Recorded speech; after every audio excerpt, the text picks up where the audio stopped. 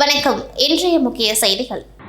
புதுச்சேரியில் மக்கள் நலத்திட்டங்கள் தொடர்பான கோப்புகள் துணைநிலை ஆளுநர், தலைமை செயலர், அரசு செயலர்கள், இயக்குநர்கள் உள்ளிட்ட அரசு அதிகாரிகள் நாள் கணக்கில் எவ்வித காரணமின்றி முடக்கி வைத்துள்ளதால் மக்கள் நலத்திட்டங்கள் செயல்படுத்த முடியவில்லை என முதல்வர் ரங்கசாமி, அமைச்சர்கள் உள்ளிட்ட ஆட்சியாளர்கள் தொடர்ந்து குற்றம் சாட்டி வந்தனர்.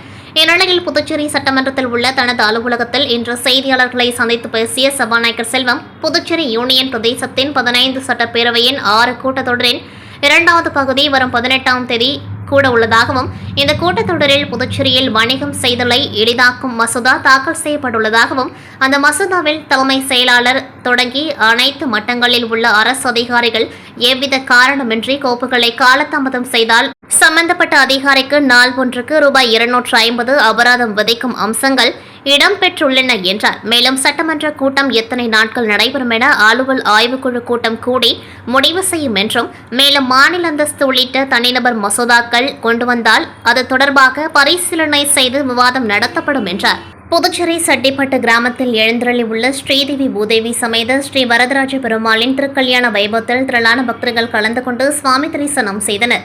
புதுவை மாநிலம் மண்ணாடிப்பட்டு கொம்யூன் சட்டிப்பட்டு கிராமத்தில் எழுந்தருளி உள்ள ஸ்ரீதேவி பூதேவி சமேத ஸ்ரீ வரதராஜ பெருமாள் ஆலய 6ஆம் ஆண்டு திருக்கல்யாண வைபவம் வெகு விமர்சையாக நடைபெற்றது. ஸ்ரீதேவி பூதேவி சமேத ஸ்ரீ வரதராஜ பெருமாளுக்கு திருமஞ்சன சேவை நடைபெற்று சாற்றுமுறை தீர்த்த பிரசாதம் வழங்கப்பட்டது. தொடர்ந்து சுவாமி ஸ்ரீ வரதராஜ பெருமாள் 20 வகையான காய்கறிகள், பழங்கள் மற்றும் இனிப்பு கார வகைகள் அடங்கிய சீர்வரிசையுடன் மாப்பிள்ளை அழைப்பும், ஸ்ரீ வரதராஜ பெருமாள் சர்வபூஷ்ண அலங்காரத்தோடு ஒய்யாளி சேவையுடன் திருக்கல்யாண உற்சவம் நடைபெற்றது. இதில் புதுச்சேரி உள்துறை அமைச்சர் நமச்சிவாயம் உள்ளிட்ட ஏராளமான பக்தர்கள் மற்றும் பொதுமக்கள் கலந்து கொண்டு சுவாமி தரிசனம் செய்தனர். திருக்கல்யாண வைபவத்தில் கலந்து கொண்ட பக்தர்களுக்கு மாங்கல்ய பிரசாதமும் வழங்கப்பட்டது. இதனைத் தொடர்ந்து ஸ்ரீ பகவத் ராமானுஜர் பஜனை குழுவுடன் மேன்விளக்கு அலங்காரத்தோடு சுவாமி வீதி உலாவும் நடைபெற்றது.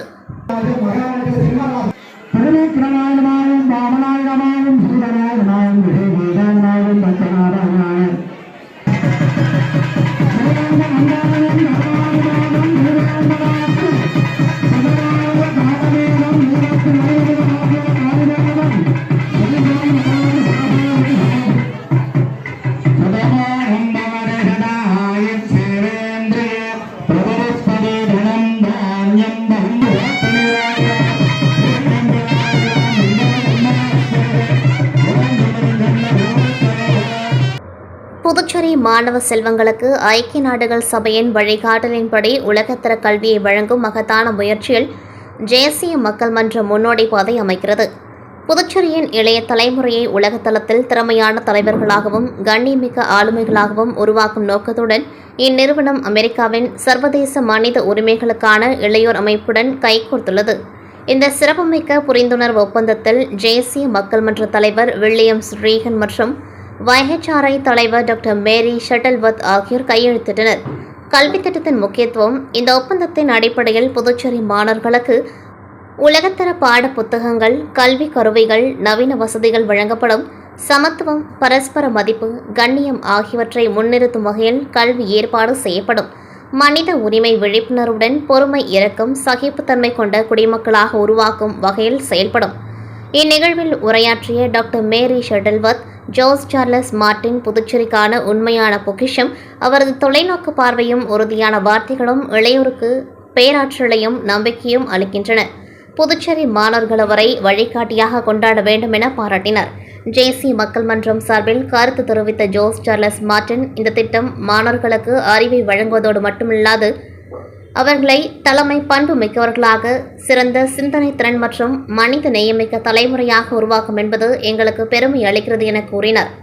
இந்த நிகழ்வில் நிலையான வளர்ச்சிக்கான கவுன்சில் தலைவர் டாக்டர் தட்சிணாமூர்த்தி, செயலாளர் கோகுல்நாத், தேசிய மக்கள் மன்ற பொருளாளர் ஆயுப் கான், திருபுவனை சட்டமன்ற உறுப்பினர் அங்காளன், உழவர்கரை சட்டமன்ற உறுப்பினர் சிவசங்கரன் ஆகியோர் பங்கேற்று நிகழ்வை சிறப்பித்தனர். தேசிய மக்கள் மன்றம் சமூக சேவைக்காக அர்ப்பணிப்புடன் செயல்படும் அரசு சாரா தன்னார்வ அமைப்பு. புதுச்சேரிக்கான தனது தொண்டாற்றல், மக்கள் நம்பிக்கையை பெற்று ஜோஸ் சார்லஸ் மார்டின் அவர்களின் வழிகாட்டுதலால் இயங்குகிறது. YHRI youth for human rights international 2001ஆம் ஆண்டு அமெரிக்காவில் தொடங்கப்பட்ட மனித உரிமைகள் கல்வியை உலகளவில் பரப்பும் சர்வதேச அமைப்பு. ஐநா கல்வி அறிவுரைகளின் அடிப்படையில் பல்வேறு நாடுகளில் பல்வேறு நிறுவனங்களுடன் இணைந்து செயற்பட்டு வருவது குறிப்பிடத்தக்கது. இந்த வரலாற்று சிறப்புமிக்க ஒப்பந்தம் புதுச்சேரி மாணவர்களின் கல்வி நிலையை உலகத்தரத்திற்கு உயர்த்தி மனித உரிமைகள் பற்றி விழிப்புணர்வு கொண்ட திறமையான தலைவர்களை எதிர்வரும் தலைமுறைக்கு வழங்கும் வலுவான அஸ்திவாரமாக அமையும். காட்டாங்குளத்தார் எஸ்ஆர்எம் கல்லூரியில் நடைபெற்ற மாநில அளவிலான யோகாசன போட்டியில் கீழ்ப்புத்துப்பட்டு சுவாமி விவேகானந்தர் ஊரக சமுதாய கல்லூரி மாணவ மாணவிகள் பங்கேற்று முதல் பரிசுடன் பல்வேறு நிலைகளில் பரிசுகளையும் சிறந்த அணி என்ற சிறப்பு பரிசையும் பெற்றனர்.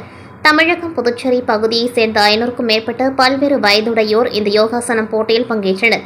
சுவாமி விவேகானந்தர் ஊரக சமுதாய கல்லூரி தொழிற்கல்வி பிரிவில் பயிலும் மாணவிகள் சிறப்பாக யோகாசனம் செய்தனர் என்ற சிறப்பு பிரிவில் பரிசுகளை வென்றனர். மாணவர்கள் பல்வேறு பிரிவுகளில் பங்கேற்றதில் ஆசிரியர் நீலகண்டன் மற்றும் தமிழரசன் முதலிடத்தையும், குருபிரசாத், நாக மகாதேவன் 2ஆம் இடத்தையும் வென்றனர். கல்லூரி யோகா பிரிவு ஆசிரியர் நீலகண்டன், மாலா மற்றும் வெங்கடேஸ்வரன் உட்பட பல்வேறு தொழிற்கல்வி பயிலும் 30 மாணவ மாணவிகள் இந்த யோகாசன நிகழ்ச்சியில் பங்கேற்றனர். சிறப்பாக யோகா செய்த மாணவ மாணவிகள் மற்றும் யோகா பிரிவு ஆசிரியர்களை ஆசிரியர் தினத்தன்று கல்லூரி முதல்வர் பாராட்டி கௌரவித்தார். சுவாமி விவேகானந்தர் ஊரக சமுதாய கல்லூரி கடந்த 18 ஆண்டு காலம் இங்கு பயிலும் அனைத்து பிரிவு மாணவ மாணவிகளுக்கு ஆண்டு முழுவதும் தினமும் 1 மணி நேரம் பிராணாயாமம், தியானம், சூரிய நமஸ்காரம் உட்பட பல்வேறு ஆசனம், உணவு கட்டுப்பாடு போன்ற பல்வேறு யோகா பாடங்களை நடத்தி வருகிறது. சுவாமி விவேகானந்தர் ஊரக சமுதாய கல்லூரியில் கடந்த 17 ஆண்டுகளில் 13க்கும் மேற்பட்ட தொழிற்கல்வி பயிலும் 4000க்கும் மேற்பட்ட மாணவ மாணவிகள் தொழிற்கல்வியுடன் யோகா கற்று பலனடைந்துள்ளனர். சுவாமி விவேகானந்தர் ஊரக சமுதாய கல்லூரியில் இந்த ஆண்டு மாணவர்கள் சேர்க்கை இம்மாத இறுதியுடன் நிறைவடை உள்ளது. கடலூர் சிப்காட் தனியார் தொழிற்சாலையில் ஏற்பட்ட ரசாயன கழிவு காரணமாக பாதிக்கப்பட்டு 80க்கும் மேற்பட்டோர் சிகிச்சை பெற்று வருகின்றனர். 50க்கும் மேற்பட்ட மக்கள் கடலூர் அரசு தலைமை மருத்துவமனையில் சிகிச்சை பெற்ற நிலையில் மக்களுக்கு மருத்துவ வசதிகள், உரிய நிவாரணம் மற்றும் தொழிற்சாலை மீது சட்ட நடவடிக்கை எடுக்க வேண்டுமென்று கேட்டு கடலூர் அரசு தலைமை மருத்துவமனை எதிரில் கடலூர் கிழக்கு மாவட்ட பாமக செயலாளர் சன் முத்துகிருஷ்ணன் தலைமையில் சாலை மறியல் நடைபெற்றது. தகவல் அறிந்து வந்த கடலூர் துணை காவல் கண்காணிப்பாளர் ரூபன்குமார் தலைமையிலான ஆய்வாளர் முத்துக்குமார், உதவி ஆய்வாளர் பிரசன்னா மற்றும் காவல்துறையினர் விரைந்து வந்து பேச்சுவார்த்தை நடத்தியதன் பேரில் கலைந்து சென்றனர். கடலூரில் சிப்காட்டில் கிரீம்சன் ஆர்கானிக் கெமிக்கல் லிமிடெட் கம்பெனி நேற்று மதியம் கேஸ்கட் குழாய் வெடித்து விஷவாயு தாக்கி குடிகாடு கிராம பொதுமக்கள் 93 பேர் விஷவாயு தாக்கி கடலூர் அரசு மருத்துவமனையில் மயக்கம், வாந்தி, மூச்சு திணறல் ஏற்பட்டு அவசர சிகிச்சையில் சேர்க்கப்பட்டிருந்தனர். அதனைத் தொடர்ந்து கடலூர் மாவட்டம் மக்கள் விடுதலை முன்னணி அமைப்பு மாநில செயலாளர் PS மனோகரன் உத்தரவின் பேரில் மாவட்ட செயலாளர் கண்ணன் மற்றும் ராமகிருஷ்ணன், மக்கள் விடுதலை முன்னணி அமைப்பு மகளிர் தலைவி மைத்திலி, மக்கள் விடுதலை முன்னணி அமைப்பு மாவட்ட செயலாளர் ஆனந்தி, மக்கள் விடுதலை முன்னணி அமைப்பு நேரில் கண்டு ஆறுதல் கூறினர். மேலும் குடிகாடு கிராம பொதுமக்களுக்கு மருத்துவ வசதியும் கோரியும், பாதுகாப்பு வசதி கோரியும், அந்த கம்பெனியின் மீது நடவடிக்கை எடுக்க கோரியும் தமிழக முதலமைச்சருக்கு கோரிக்கை வைத்துள்ளனர். திமுக தலைவர் கலைஞர் பிறந்த நாளை தொடர்ந்து கடலூர் சட்டமன்ற தொகுதிக்குட்பட்ட கடலூர் புருகஸ்பேட்டையில் சிறப்பு மருத்துவ முகாம் மற்றும் சிறப்பு கண் சிகிச்சை முகாம் நடைபெற்றது. இந்நிகழ்ச்சியில் கடலூர் சட்டமன்ற உறுப்பினர் கோ ஐயப்பன் நேரில் சென்று பார்வையிட்டு பொதுமக்களுக்கு தேவையான அனைத்து உதவிகளையும் செய்து கொடுத்தார். மேலும் இந்நிகழ்ச்சியில் மருத்துவர் பிரவீன் ஐயப்பன், கூட்டுறவு சங்கங்களின் தலைவர் ஆதிபெருமாள் மற்றும் அப்பகுதி நிர்வாகிகள் மற்றும் பொதுமக்கள் ஏராளமானோர் கலந்து கொண்டு பயனடைந்தனர். கடலூர் அரசு தலைமை மருத்துவமனை நூலக வாசகர் வட்டத்தின் சார்பில் ஆசிரியர் தின விழா வாசகர் வட்ட தலைவர் கவிஞர் சிங்காராம் தலைமையில் நடைபெற்றது. விழாவில் கேசவன், லயன் இளங்கோவன் ஆகியோர் முன்னிலை வகித்தார்கள். துணைத் தலைவர் குமார் வரவேற்றார். நிகழ்ச்சியில் சித்தாந்த ஓவியர் முத்துக்குமரன் டாக்டர் ராதாகிருஷ்ணன் திருவுருவப்படத்தை திறந்து வைத்தார். டாக்டர் ராதாகிருஷ்ணன் தலைமை ஆசிரியர் ஜெகத் ரட்சகன் ஆசிரியர் தினவிழா சிறப்புரையாற்றினார். நிகழ்ச்சியில் ஓய்வு பெற்ற ஆசிரியர் கவிஞர் குறிஞ்சி ரவி அவர்களின் 36 ஆண்டுகள் சிறப்பாக பணியாற்றியமைக்காக சிறந்த கல்விக்கான சேவை விருது வழங்கி பாராட்டப்பட்டார். கவிஞர் நல்லதம்பி வாழ்த்துரை வழங்கினார். கவிஞர் வெற்றி செல்வி வெங்கடேசன், கவிஞர் கலைச்செல்வி, தமிழ் ஆசிரியர் அருள்ஜோதி, பாஸ்கர், வட்ட இணை செயலாளர் கவிஞர் கலைச்செல்வி, பேராசிரியர் சிவகுமார், நேந்தமிழன் என்கிற பிரபாகரன், செல்வநாதன், குணசேகரன், சுப்பிரமணியன், உதயா வெங்கடேசன், கவிஞர் கலைச்செல்வி, மாணவர் அனீஸ்வர் உள்ளிட்ட பலர் கலந்து கொண்டார்கள். இறுதியில் பார்த்திபன் நன்றி கூறினார். திண்டுக்கல் மாவட்டம் கொடைக்கானல் நாயுடுபுரம் பகுதியில் அமைந்துள்ளது பாக்கியபுரம் புனித ஆரோக்கிய அன்னை ஆலயம். இவ்வாலயத்தின் 40வது ஆண்டு பெருவிழாவை சிறப்பிக்கின்ற வகையில் இறை இரக்கத்தின் அன்னை வேடத்திலும் 40க்கும் மேற்பட்ட குழந்தைகள் பல்வேறு அன்னையின் வடிவில் அலங்கரிக்கப்பட்ட அன்னையின் கொடியுடன் ஊர்வலமாக வந்தனர். இவ்விழாவில் கொடைக்கானல் நகர்மன்ற தலைவர் செல்லதுரை, துணைத் தலைவர் மாயக்கண்ணன், முன்னாள் நகர்மன்ற தலைவர் முகமது இப்ராஹிம், முன்னாள் அதிமுக நகர்மன்ற தலைவரும் நகர்கழக செயலாளர் ஸ்ரீதர், நகர்மன்ற உறுப்பினர்கள் என பலரும் கலந்து கொண்டதோடு இறைமக்களும் இவ்விழாவில் கலந்து கொண்டார்கள். மதுரை உயர்மறை மாவட்ட பேராயர் அந்தோணிசாமி சபரிமுத்து திருப்பள்ளி ஏற்றி அன்னையின் கொடியினை ஏற்றி வைத்தார்.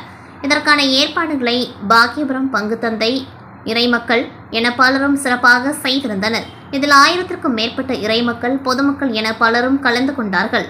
உலக புகழ்பெற்ற ஸ்ரீ மணக்ல விநாயகர் கோவிலின் 65ஆம் ஆண்டு பிரம்மோற்சவ விழா கடந்த 29ஆம் தேதி கொடியேற்றத்துடன் துவங்கி நடைபெற்று வருகின்றது.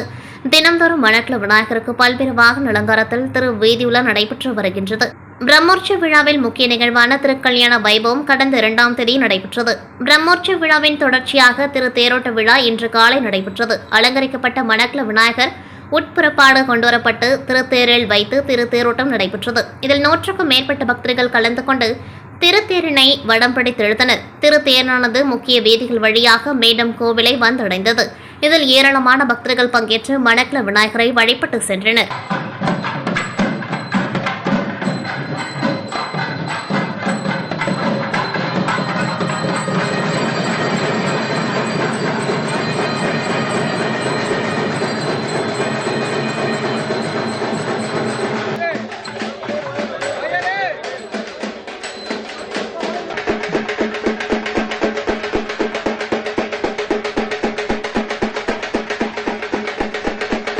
காலப்பட்ட சட்டமன்ற தொகுதிக்குட்பட்ட கருவடிக்குப்பம் பகுதியில் முன்னாள் ஆளுநர் ஃபருக் மரக்கையார் பிறந்த நாளை ஒட்டி இலவச பொது மருத்துவ முகாம் நடைபெற்றது. இதில் காது, மூக்கு, தொண்டை, கண் மருத்துவம், குழந்தைகள் மருத்துவம், அறுவை சிகிச்சை, மகப்பேறு உள்ளிட்ட பல்வேறு நோய்களுக்கு சிறப்பு மருத்துவ முகாம் நடத்தப்பட்டது. இதில் சிறப்பு விருந்தினராக முன்னாள் அமைச்சர் ஷாஜகான் கலந்து கொண்டு மருத்துவ முகாமை துவக்கி வைத்தார். மேலும் நிகழ்ச்சியில் காலப்பட்டு தொகுதியைச் சேர்ந்த காங்கிரஸ் கட்சி நிர்வாகிகள் பலர் கலந்து கொண்டார்கள்.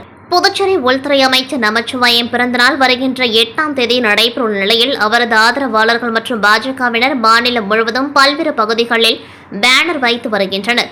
இந்நிலையில் ராஜீவ்காந்தி சதுக்கத்தில் உள்துறை அமைச்சர் நமச்சிவாயத்தை வாழ்த்தி வைக்கப்பட்ட ராட்சச பேனர் சரிந்து விழுந்தபொழுது போக்குவரத்து மற்றும் சட்டம் ஒழுங்கு போலீசார் தாங்கி பிடித்ததால் பெரும் விபத்து தவிர்க்கப்பட்டு அவ்வழியாக சென்ற வாகன ஓட்டிகள் அதிர்ஷ்டவசமாக உயிர் தப்பினர். மேலும் சரிந்த பேனர் முழுவதையும் போலீசார் அகற்றியது வேடிக்கையாக இருந்தது. புதுச்சேரியில் நீதிமன்ற உத்தரவின்படி பேனர் தடை சட்டம் அமலில் உள்ளது. ஆனால் முதலமைச்சர் மற்றும் அமைச்சர்கள் பிறந்த நாளில் மட்டும் இந்த உத்தரவுகள் காற்றில் பறக்கவிடப்பட்டு பிறந்தநாள் முடிந்த பிறகு மீண்டும் பேனர் தடை சட்டம் அமலுக்கு வருவதும் புதுச்சேரியில் வாடிக்கையான ஒன்றாக உள்ளது. புதுச்சேரியின் நகர பகுதியில் புதுச்சேரி ரயில் நிலையம் அமைந்துள்ளது. இதன் அருகில் உள்ள வானரப்பேட்டை பகுதியில் ரயில்வே கிராசிங் அமைந்துள்ளது. இந்த கிராசிங்கில் ரயில்வே பணிக்காக நேற்றிரவு கேட் போடப்பட்டது. அப்பொழுது அந்த வழியாக வந்த அதே பகுதியைச் சேர்ந்த பிரபல ரவுடியான சூசைராஜ் கேட்டை திறக்க கோரி பணியிலிருந்த செந்தூர பாண்டியிடம் கூறினார். அதற்கு செந்தூர பாண்டி மறுப்பு தெரிவித்தார். இதனால் இருவருக்கும் இடையே வாக்குவாதம் ஏற்பட்டது. அப்பொழுது செந்தூர பாண்டி சூசைராஜை தள்ளிவிட்டதால் அவர் கீழே விழுந்தார். இதில் கோபமடைந்த சூசராஜ் கீழே இருந்த கல்லை கொண்டு செந்தூர பாண்டியனின் தலையில் பலமாக தாக்கினர். இதில் செந்தூர பாண்டிக்கு பலத்த காயம் ஏற்பட்டது. இதேபோல் செந்தூர பாண்டி தாக்கியதில் சூசைராஜுக்கு காயம் ஏற்பட்டது. இருவரும் புதுச்சேரி அரசு மருத்துவமனையில் சிகிச்சை பெற்று வருகின்றனர். இதனிடையே தன் மீது தாக்குதல் நடத்திய சூசைராஜ் மீது உதயஞ்சாலை காவல் நிலையத்தில் செந்தூர பாண்டி கொடுத்த புகாரின் அடிப்படையில் போலீசார் சூசைராஜ் மீது பணியில் இருந்து அரசு ஊழியரை பணி செய்ய விடாமல் தடுத்தது, அரசு ஊழியரை தாக்கியது உள்ளிட்ட பிரிவுகளின் கீழ் வழக்கு பதிவு செய்து விசாரணை நடத்தி வருகின்றனர். மேலும் சூசைராஜ் மீது கொலை உள்ளிட்ட பல்வேறு வழக்குகள் நிலுவையில் உள்ளது குறிப்பிடத்தக்கது. இந்நிலையில் சூசைராஜால் தாக்கப்பட்ட கேட் கீப்பர் ரத்தம் சொட்ட சொட்ட காவல் நிலையத்தில் புகார் அளிப்பது தொடர்பாக அவரது நண்பரிடம் செல்போனில் பேசும் வீடியோ வெளியாகியுள்ளது. இத்துடன் செய்திகள் நிறைவடைகின்றது. நன்றி, வணக்கம்.